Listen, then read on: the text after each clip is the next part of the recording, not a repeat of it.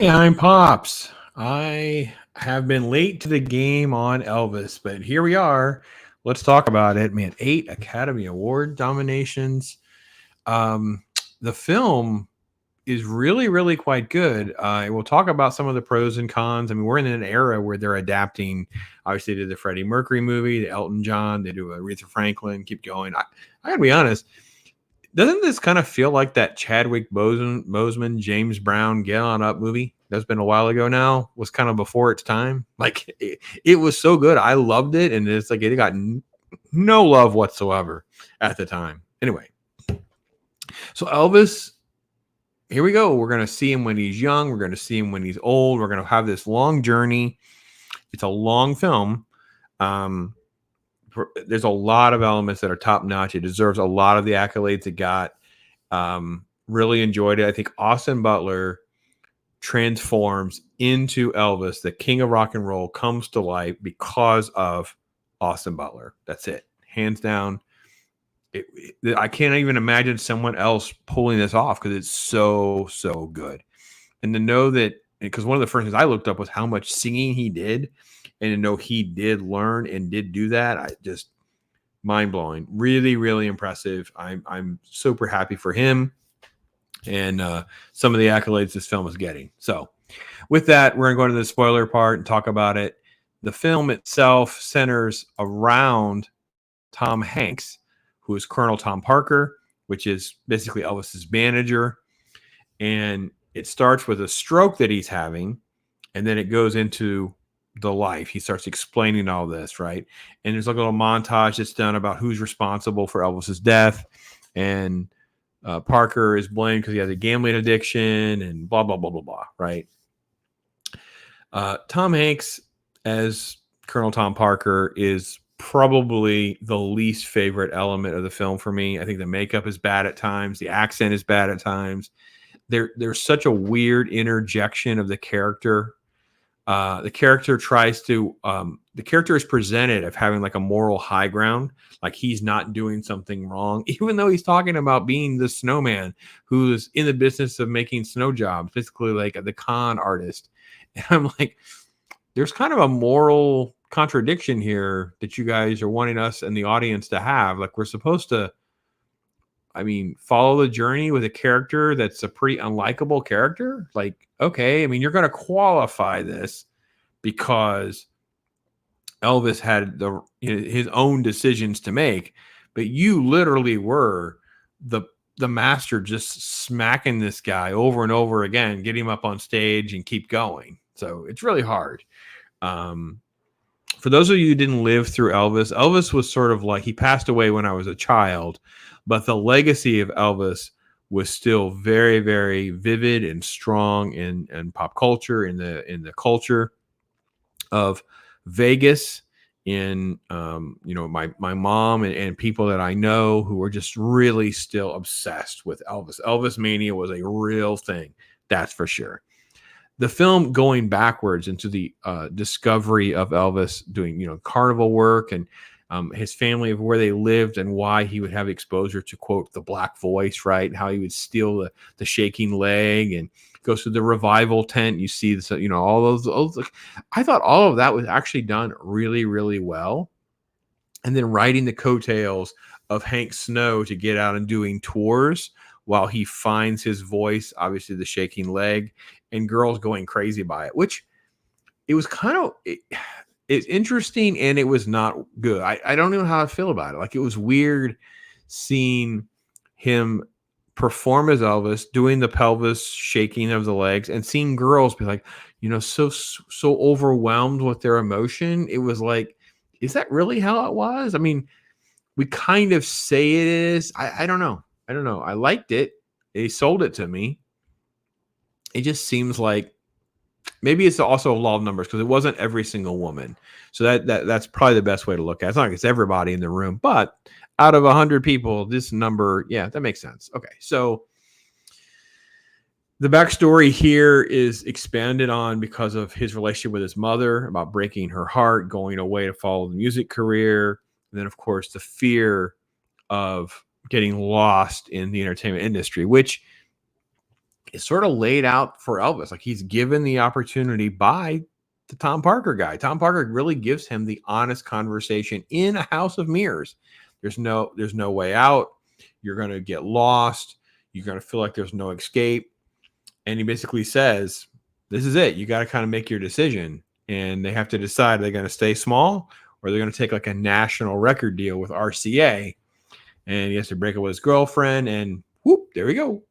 And he pitches mom because he hires the dad as like the business manager with his whole, I don't know, puppet master game that he starts playing.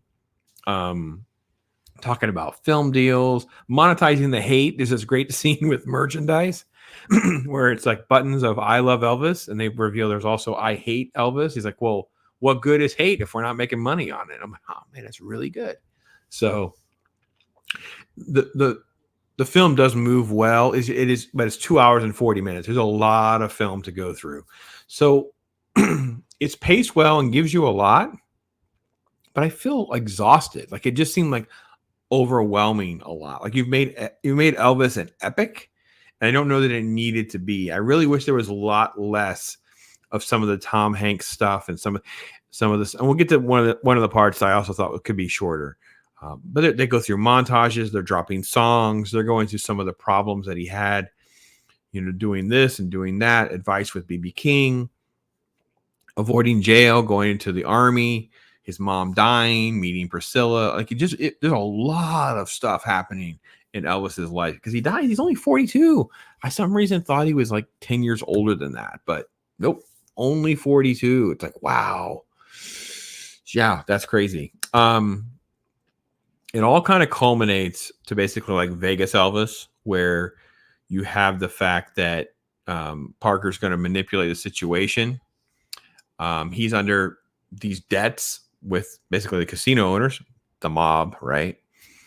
And Parker and he are at odds over this.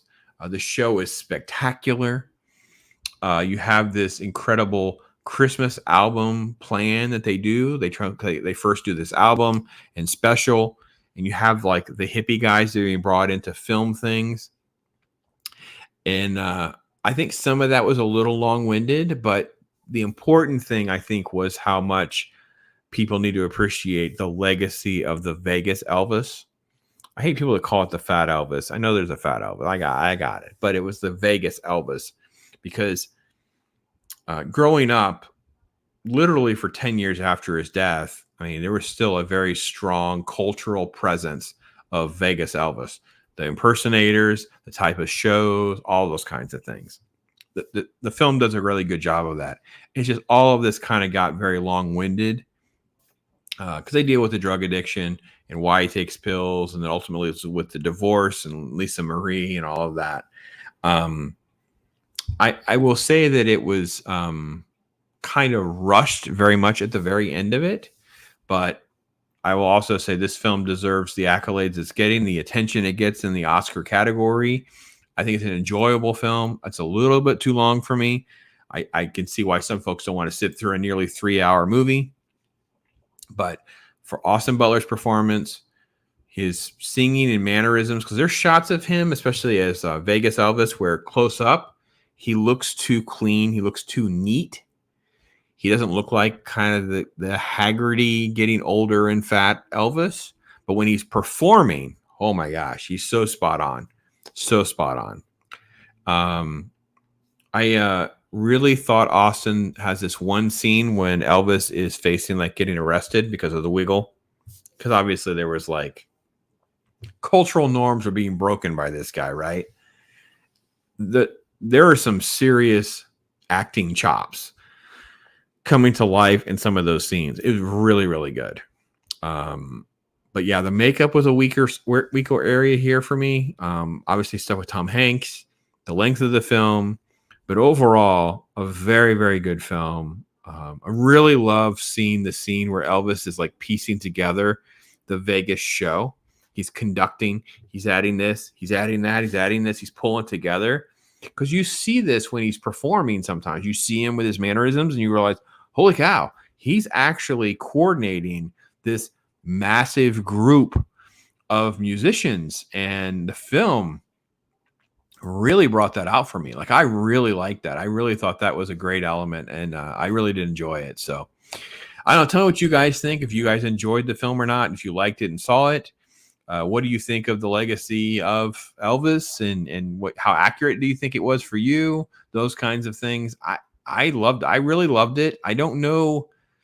I will say this, of some of these Oscar films like Fabelmans, Tar, Banshees of Inisherin, some of these films that are these heavier Oscar type, they're clearly Oscar films. This is one where I felt I could see myself watching again. Like, I would not have a problem watching this one again. The length is the biggest issue. I would probably fast forward a couple clips, like just keep moving. But for the most part, I could tolerate this. I just really wish there was an edit where we had a significantly less Tom Hanks and maybe some more narration of Tom Hanks and allowing things to play out. They made it almost like too much about him, but it wasn't the worst thing in the world. It didn't get ruined, that's for sure. Didn't get ruined. So anyway, let's go out like I normally do. Give you some Bob Ross, some chill time. All I do is chill. My life is a thrill, for real, Bob Ross. I be too calm for the drama.